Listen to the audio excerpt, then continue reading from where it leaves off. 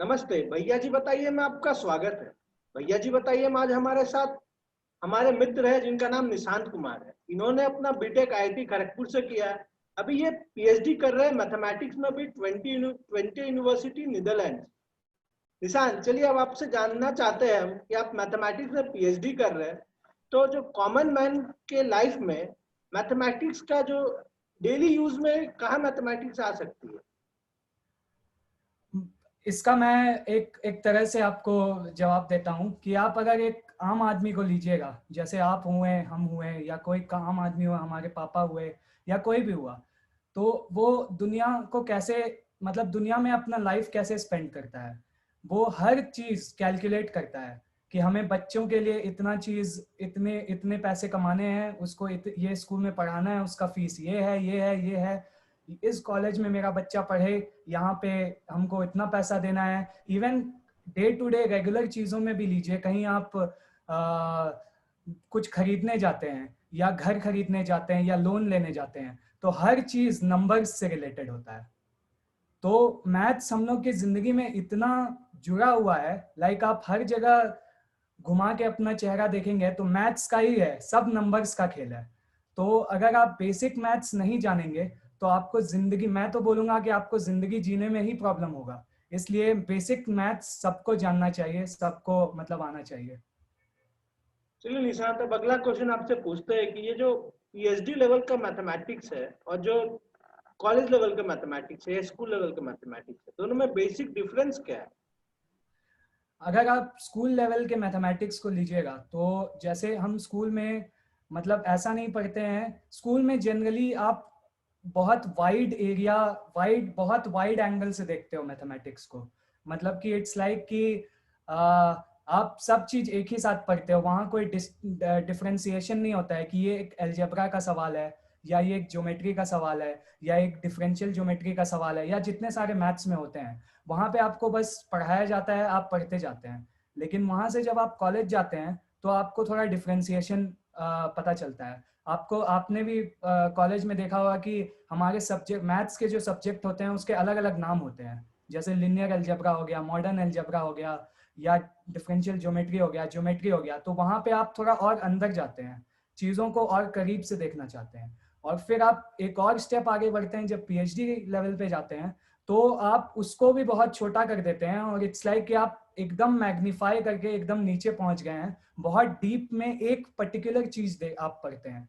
मतलब आप, ऐसा भी हो सकता है कि मुझे किसी दूसरे मैथमेटिक्स के फील्ड में कोई जानकारी नहीं हो, क्योंकि मैं इतना एकत्रित हो गया हूँ एक चीज पे कि उसी पे लगा रहता हूँ। तो वो डिफरेंस है कि एंगल जो होता है ना, कि हम क्या पढ़ रहे हैं, किस एंगल से पढ़ रहे हैं।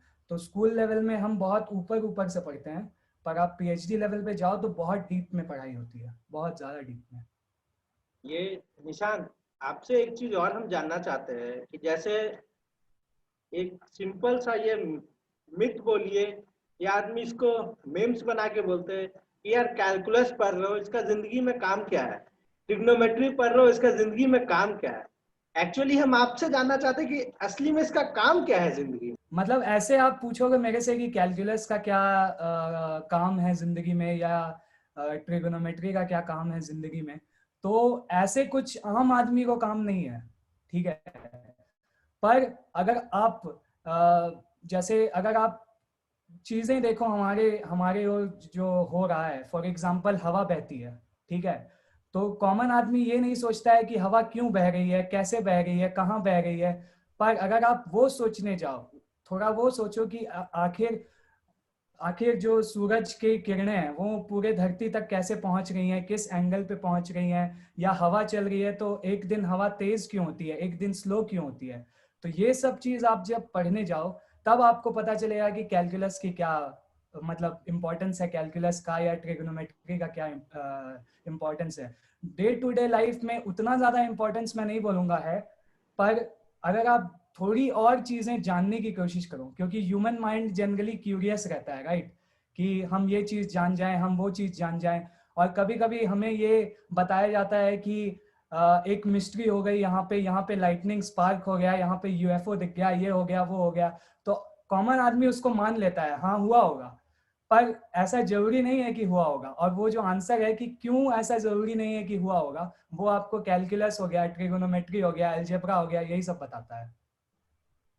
अच्छा, मतलब इससे हम यही समझ सकते हैं कि अगर जो बोलते हैं कि कैलकुलस क्यों पढ़े और ट्रिग्नोमेट्री क्यों पढ़े, तो उनको बस यही बोलना पड़ेगा कि आप कैलकुलस और ट्रिग्नोमेट्री का हाईयर लेवल पढ़िए, तब आपको मान चले कि बेसिक लेवल क्यों पढ़े, ताकि totally yes, totally yes, yes yes. तभी आप बता पाएंगे कि, क्योंकि इन जनरल अगर बढ़ा जाए तो कोई भी चीज का ऐसे आधा ज्ञान खराब होता है, तो कैलकुलस और ट्रिग्नोमेट्री का भी आधा ज्ञान जो आदमी रखे वो खराब है। अगर आप उसको हायर लेवल में जाएंगे देखने के लिए, तो डे टू डे लाइफ में भी आपका बहुत सारा उसका रोल है। जैसे आप अभी बोले हवा का, विंड का, अब जैसे जिस गांव में विंड से ही इलेक्ट्रिसिटी आ रही है, तो कैलकुलस ही कैलकुलेट होकर के आ रही है, एग्जैक्टली किस एग्जैक्टली हिसाब से एग्जैक्टली। कर रही है।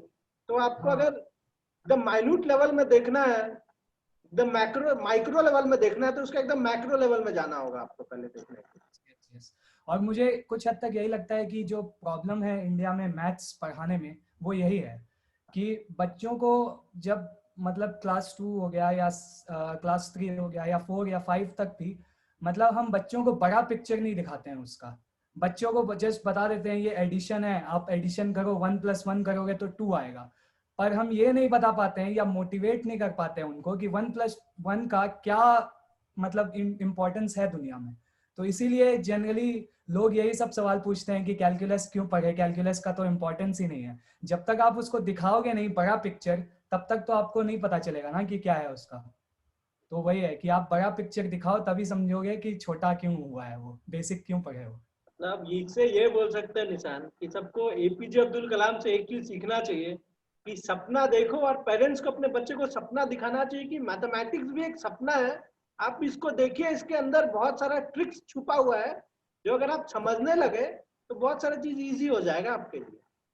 वही तो। और जैसे दुनिया में जैसे अभी आप इंडिया में देखो तो लोग बोलते हैं कि सुंदर पिचई है गूगल का सीईओ है, या सत्या नाडेला है ये आप माइक्रोसॉफ्ट का सीईओ है।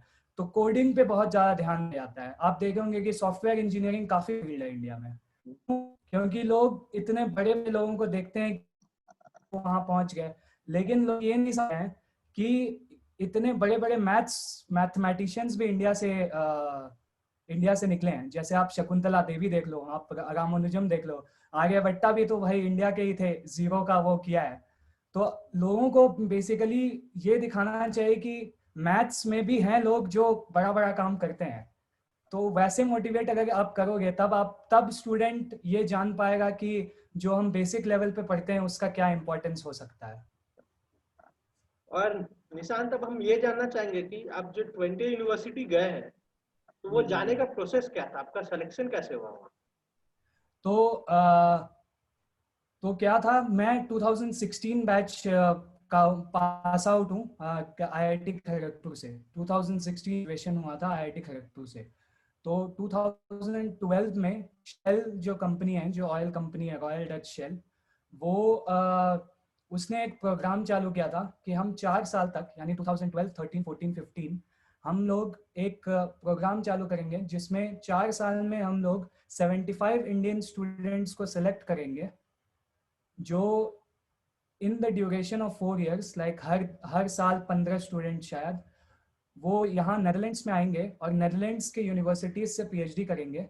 और फिर उनके पास ये चॉइस रहेगा कि वो हमारे लिए काम करना चाहते हैं या वहीं मतलब हमें नहीं ज्वाइन करना चाहते हैं, किसी कहीं और काम करना चाहते हैं। तो द प्रोसेस ये था कि शेल का एडवर्टीजमेंट आया हमारे कॉलेज में कि आप अप्लाई कीजिए अगर आपको मन है तो। फिर मैंने अप्लाई किया। फिर उसमें बहुत सारे राउंड्स होते हैं। तो हमारा राउंड, जैसे हमने पहला एप्लीकेशन जो शेल को डाला था वो था अगस्त 2015 में, और जो रिजल्ट मिला वो था दिसंबर 2015। मतलब अराउंड 6 महीने का टाइम आप बोल सकते हो कि पूरे प्रोसेस में लगा है। और उस प्रोसेस में को अगर मैं विस्तार में बताना चाहूँ तो वो ऐसा है कि पहले आपका क्या होता है कि एक ऑनलाइन एग्ज़ाम होता है, जिसमें आपको आपके मोटिवेशन को वो लोग चेक करते हैं कि आप कितना मोटिवेटेड हैं शेल में काम करने के लिए। उसके बाद फिर अगर उसमें आपका सिलेक्शन हो गया तो फिर दूसरा राउंड रहता है कि वो एप्टीट्यूड चेक करता है, जो कि आपको पता होगा कि कोई भी कंपनी के रिक्रूटमेंट में एप्टीट्यूड तो चेक करते ही हैं। तो वो एप्टीट्यूड चेक करता है, तो वो उतना मुश्किल नहीं रहता है। फिर तीसरा जब आप आते हो थर्ड राउंड में, तो थर्ड राउंड वो रहता है कि आपकी टेलीफोनिक इंटरव्यू होती है शेल के किसी बंदे से। तो उस टेलीफोनिक इंटरव्यू में वो आपके लाइफ के सवाल पूछता है। जैसे शेल बहुत ये इम्पोर्टेंस देना चाहता है इस बात पे कि लाइफ में आपने क्या क्या किया है। तो वो सवाल पूछता है कि आपको लाइफ में जब ये दिक्कत आई तो आपने क्या किया, फिर आपने क्या किया। तो ये सब सवाल रहते हैं उसमें, तो आपको बताने होते हैं। और उसके बाद फिर ये चीज़ अगर आपने क्लियर कर लिया तो एक चीज़ बोलते हैं शेल में जिसको बोलते हैं शेल रिक्रूटमेंट डे। तो वो एक दिन का पूरा रहता है, रिक्रूटमेंट डे इसीलिए बोलते हैं। और एक दिन में उसमें आई थिंक 4 या 5 इंटरव्यूज होते हैं अलग अलग तरीके के। जैसे जो नॉर्मल आपको भी पता होगा जो नॉर्मल रिक्रूटमेंट्स में होते हैं, जैसे जीडी हो गया, फिर ग्रुप डिस्कशन, फिर इंटरव्यू हो गया, पर्सनल इंटरव्यू, फिर कोई सिचुएशन दे दिया उसको आपको सॉल्व करना है, ये सब चीज़ें चेक करते हैं। और इसके बाद जब आपका हो जाता है तो फिर इसके बाद भी मेरा हो गया था, तो हमें आया कि अब क्या है कि 20 प्रोजेक्ट्स थे, 20 प्रोजेक्ट का लिस्ट दिया गया हमें। और 20 प्रोजेक्ट में कोई 6 प्रोजेक्ट जो हमें लगता है कि मैं कर सकता हूँ उसमें हमें अप्लाई करना था। फिर 1-to-1 इंटरव्यू हुआ उन प्रोजेक्ट्स के सुपरवाइजर्स से, जो प्रोफेसर्स वो प्रोजेक्ट को हेड कर रहे थे उनसे इंटरव्यू हुआ। और फिर वो उन लोगों ने इंटरव्यू लिया और फिर वो प्रोफेसर ने मुझे बोला कि मैंने तुम्हें सेलेक्ट कर लिया है, और फिर हो गया सब चीज़। तो निशांत, हम ये जानना चाहेंगे कि ये जो अपॉर्चुनिटी है अभी भी है कि अब खत्म हो गई, कि बस वही 5 साल के लिए? वो 5 साल के लिए ही थी, अभी तो बंद हो गई है। पर ऐसी काफ़ी सारी अपॉर्चुनिटीज़ शेल में, या नॉट ओनली शेल, आप दुनिया की बड़ी कंपनीज ले लो, या गूगल हो गया, अमेजोन हो गया, ये सब में निकलते रहते हैं। तो मैं तो यही बोलूँगा कि स्टूडेंट्स को देखना चाहिए ये सब, क्योंकि इंडिया में काफ़ी टाइम ये सब पता नहीं रहता है स्टूडेंट्स को। क्योंकि ये सब चीज़ें, मतलब अगर आप कॉलेज लेवल पे जाए तो कॉलेज हमेशा कंपनी स्पेसिफिक ही जॉब्स पे ज़्यादा ध्यान देती है, वो ये सब पीएचडी करना ये सब पे उतना ध्यान नहीं देती है। तो अगर लोग इस चीज़ में इंटरेस्टेड हैं तो वो उनके साइट्स पे ज़्यादातर ध्यान देते रहें कि वो ऐसा कुछ निकालते हैं या नहीं, क्योंकि वो रेगुलरली ऐसा कुछ कुछ निकालते रहते हैं जिससे आप अप्लाई कर सकते हो, और वो काफ़ी अच्छी अपॉर्चुनिटी रहती है। अच्छा, ये निशांत आपको और मालूम है क्या, और कौन कौन सी कंपनी निकालती है इस टाइप से? जैसे मैंने बोला कि शेल तो निकालती ही है, अमेजोन जो है वो निकालती है, गूगल जो है जितने हद तक मुझे पता है वो निकालती है, इवन माइक्रोसॉफ्ट भी निकालती है काफ़ी हद तक ऐसा। ठीक है निशांत, इस टाइप की लिंक मैं आपसे ले लूंगा और अपने व्यूअर्स को नीचे डिस्क्रिप्शन में दे दूंगा ताकि वो भी चेक कर सके। निशांत, लास्ट में हम आपसे ये जानना चाहेंगे कि जो यंग जनरेशन आ रही है, जो यंग चैम्प्स आ रहे हैं, उनको आप कैसे मोटिवेट करेंगे कि मैथमेटिक्स पढ़ने के लिए? हाँ, मोटिवेशन की बात की जाए तो मैं तो यही बोलूँगा कि जैसे मैथ्स हमें ये सिखाता है कि किसी भी प्रॉब्लम का आंसर एग्जिस्ट करता है। आप दुनिया से दुनिया का कोई भी बड़ा प्रॉब्लम ले लें, कोई जितना भी कॉम्प्लेक्स हो, अगर आप एक मैथमेटिशियन से पूछोगे तो वो बोलेगा हाँ इसका सोल्यूशन एग्जिस्ट करता है। भले ही उसको पता नहीं होगा कि वो सोल्यूशन क्या है, लेकिन वो ये जरूर बोलेगा कि हाँ एग्जिस्ट तो करता है सोल्यूशन। तो मैं ये मोटिवेट करने के लिए ये लोगों को, मतलब छोटे बच्चों को या जो हाई स्कूल लेवल के बच्चे हैं उनको यही बोलना चाहूँगा कि मैथ्स पढ़ना आपको जिंदगी के और कामों में भी हेल्प करता है। जैसे कि मैथ्स आपको ऐसे ऐसे प्रॉब्लम्स में से जूझने का या प्रॉब्लम से फाइट करने की वो ताकत देता है, या वो आपके अंदर वो सेंस देता है कि हाँ ये प्रॉब्लम इतना बड़ा है फिर भी मैं इसको टैकल कर सकता हूँ। तो वो जो अंदर से हिम्मत है वो मैथ्स पढ़ना और मैथ्स सीखना काफी हद तक दे देता है। तो मैं यही बोलूंगा कि मोटिवेशन वहीं से आता है कि अगर आप मैथ्स पढ़ोगे तो मैथ्स आपको बाकी जिंदगी जीने के भी काफी चीजें सिखाता है। और निशांत, एक लाइटर नोट में आपसे एक क्वेश्चन और पूछना चाहूंगा कि मैथ्स का जो भी क्वेश्चन होता है तो उसमें हमेशा लेट इट बी एक्स ही क्यों आता है? ए बी सी डी से जेड तक भी बहुत सारे नंबर्स है, तो एक्स को इन क्यों लिया जाता है? एक्स से ये मुझे एग्जैक्टली पता नहीं है, पर शायद एक्स से कुछ ज्यादा प्रेम रहा होगा, जिसने पहले ये बोला होगा let it be x. I think let it be x पहली बार आर्किमिडीज या किसी ने बोला था, पर ठीक है, जो जिसने भी बोला था, तो हो सकता है कुछ विशेष प्रेम रहा होगा। पर ऐसा कुछ नहीं है कि एक्स से, मतलब अगर आप अभी के जनरेशन के मैथमेटिशियन से पूछोगे तो ऐसा कुछ नहीं है कि एक्स से कुछ ज्यादा ही प्रेम है उनको। बस यही है कि हर जगह एक्स एक्स देखते हैं तो बस वो भी एक्स लगा देते हैं। निशांत, और एक क्वेश्चन पूछा है, जैसे जो लोग जैसे मैथमेटिक्स को आगे अपने कैरियर लेना चाह रहे हैं, जैसे हाँ, पीएचडी कर रहे हैं मैथमेटिक्स में या मास्टर कर रहे हैं मैथमेटिक्स में, तो उनके लिए किस टाइप का जॉब अपॉर्चुनिटी है आज के मार्केट में? आज के मार्केट में मैथ्स की डिमांड काफी ज्यादा है। सिर्फ एक ही रीजन है कि मैथ्स दुनिया के हर फील्ड पे में अप्लाई कर सकते हो। अगर आप देखोगे तो maths is not a subject, it's a tool. ठीक है, वो किसी दूसरे सब्जेक्ट को हेल्प करता है हमेशा।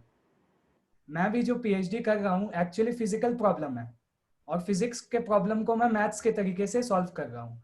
तो ऐसा हो सकता है कि आप आज के हॉस्पिटल्स में जाओ, कई जगह है कि हॉस्पिटल्स में आजकल, क्योंकि डाटा पे काफी ज्यादा दुनिया वैल्यू कर रही है, आप देखोगे मशीन लर्निंग एआई का जमाना है, तो नंबर्स और पैटर्न्स और ये सब काफी इंपॉर्टेंट है आज की दुनिया में। भले ही वो कंपनी आपको ऑयल ऑयल की कंपनी हो, भले ही वो कपड़ों की कंपनी हो, even companies like Myntra, Flipkart हो गया, ये डाटा और पैटर्न्स को काफी वैल्यू देती है। तो जो अभी मैथ्स कर रहे हैं उनके लिए ये गोल्डन अपॉर्चुनिटी का टाइम है, ये गोल्डन टाइम है कि अभी एआई वगैरह स्टार्टिंग पीरियड में है, कि आप कभी भी छोटे से छोटे जगह पर अप्लाई कर सकते हो, कहीं भी अप्लाई कर सकते हो। तो मैथमेटिक्स वालों को कोई भी दुनिया में ले सकती है। लाइक जैसा कि मैंने बोला, आप मेन स्ट्रीम इंडस्ट्री में जाना चाहें, ऑयल कंपनी से लेके कपड़े बेचने वाली कंपनी तक, या दूसरी ओर हो गया कि फाइनेंशियल मार्केट लाइक बैंक वगैरह काफी इस चीज पे ध्यान देती है, क्योंकि बैंक्स में आपको भी पता है कि नंबर्स का ही खेल है हर जगह। आपको आपने किसी को लोन दिया, उस लोन देने में रिस्क कितना है, ये सब सब कुछ नंबर्स है। तो वही मैथमेटिक्स है हर जगह। और इसके अलावा आप अगर देखो तो अगर आप ये सब काम नहीं करना चाहते हो तो प्रोफेसर आप बन सकते हो। थियोरिटिकल मैथमेटिक्स में प्रोफेसर वाला लाइन भी काफी अच्छा है आज। मतलब अगर आप इंडिया के डेट में अगर प्रोफेसर बनते हो तो आपकी सैलरी वगैरह काफी अच्छी रहती है। तो हर फील्ड में आप जा सकते हो, बस आपको देखना है कि किस फील्ड में आपको जाने में ज्यादा इंटरेस्ट है। मतलब इन जनरल अगर बोला जाए तो अभी एज ऑफ डाटा आ गया, जैसे मेटल एज था, कंप्यूटर एज आया था, उसका अभी डाटा का एज आ चुका है। और हाँ, दूसरा जिनको भी आर्टिफिशियल इंटेलिजेंस के बारे में जानना होगा तो हमने एक आदित्यों के साथ वीडियो बनाया था, वो आर्टिफिशियल इंटेलिजेंस के ऊपर, उसे जाके देख सकते हैं। निशांत, अब हम आपसे ये जानना चाहेंगे कि आप अपने कोई फ्रेंड को नॉमिनेट करना चाहते हो जिन्हें मैं आगे भैया जी बताइए पे बुलाऊं? आ, सोचने पे ठीक है, मैं उस आदमी को नॉमिनेट करता हूँ जिससे मैंने दुनिया में बहुत कुछ सीखा है, जो कि है मेरी दीदी। और आपको भी पता होगा, नेहा दुबे उनका नाम है, और वो अभी महिसागर नाम के डिस्ट्रिक्ट गुजरात में डीडीओ हैं, डिस्ट्रिक्ट डेवलपमेंट ऑफिसर। तो आप उनसे बात कर सकते हैं, और मेरे को लगता है कि आपके माध्यम से दुनिया को उनसे काफ़ी कुछ मिलेगा सीखने के लिए। और दूसरा एक मैं नाम लेना चाहूँगा, हमारे विद्या भारती चिन्मया विद्यालय के जूनियर रहे हैं राहुल मिश्रा, जो कि मेरे ही कॉलेज से पढ़े हुए हैं, और वो अभी मिंत्रा में एज अ डाटा एनालिस्ट काम कर रहे हैं। तो वो डाटा की और इस दुनिया की ज़्यादा लोगों तक पहुंचा पाएंगे, अपनी मतलब क्या चल रहा है इस दुनिया में। शांत, आपसे बात करके बहुत अच्छा लगा, हमें बहुत कुछ सीखने को मिला, मेरे व्यूअर्स को भी बहुत कुछ सीखने को मिला होगा। Thank you.